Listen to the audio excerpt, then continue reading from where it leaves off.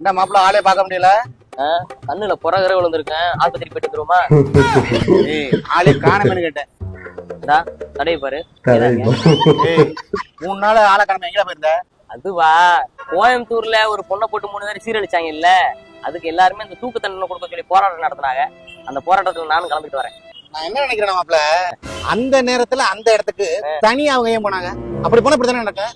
யோ, comment செக்ஷன்லயும் சரி, நேரா பாக்குறவங்களும் சரி, எல்லாருமே இதே கேள்வி கேட்கறீங்க இல்லையா? ஒரு பொண்ணு ஒரு பையன் கூட தனியா எங்கேயுமே போக கூடாதா? அப்படி போனா 3 பேர் வந்து இப்படிதான் பண்ணுவாங்களா? நீ கேட்ட இதே கேள்விய பிரஸ் மீட்ல போலீஸ்கார்ட்ட ஒருத்தர் கேட்டாரு. ஏன் அந்த நேரத்துல அந்த பொண்ணு அவங்க கூட போனுச்சு? அதுக்கு அவர் நெத்தில அடிச்ச மாதிரி ஒரு பதில் சொன்னார். அது அவங்களோட தனிப்பட்ட விஷயம். அதுல எதுக்கு நம்ம மூக்க நுழைக்கணும்னு கேட்டார். 1947 இந்த நாடு சுதந்திரம் வாங்கும் போது காந்தி ஒரு விஷயம் சொன்னார். ஒரு பொண்ணு எந்த ஒரு பயம் இல்லாம எப்போ ரோட்ல தனியா நடந்து போகுதோ அப்பதான் இந்த நாட்டுக்கு உண்மையான சுதந்திரம். இப்ப 2025 ஆச்சு.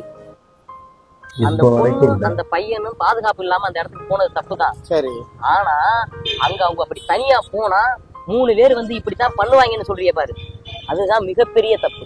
ஒண்ணுமே புரியலையே மாப்பிள்ள. இதுக்கு முன்னாடி இதை நீயும் தப்பு தான் நினைச்சேன். தப்புன்னு தான் நினைச்சேன், ஆனா இப்ப சரிங்கிற மாதிரி தெரியுது. தெளிவாங்கிட்ட ஒண்ணு சொல்றேன்.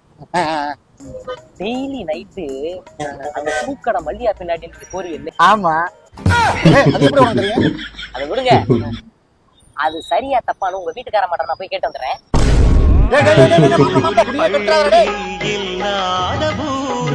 கையோடு இன்றே தீ மூட்டுவோம்.